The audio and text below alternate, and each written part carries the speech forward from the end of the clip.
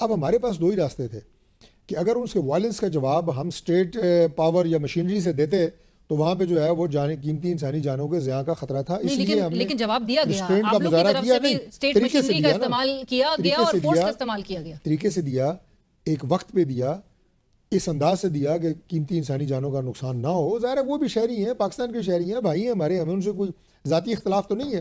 لیکن اب کسی کو بھی یہ اجازت تو نہیں دی جا سکتی کہ وہ آگے اسلام آباد کو یرغمال بنا لے اور اسے ٹیک اوور کر لے. لیکن وہ جواب آنا تو ضروری تھا. طارق صاحب میں یہی تو پوچھنا چاہ رہی ہوں کہ آپ نے ان کو آنے پھر کیوں دیا؟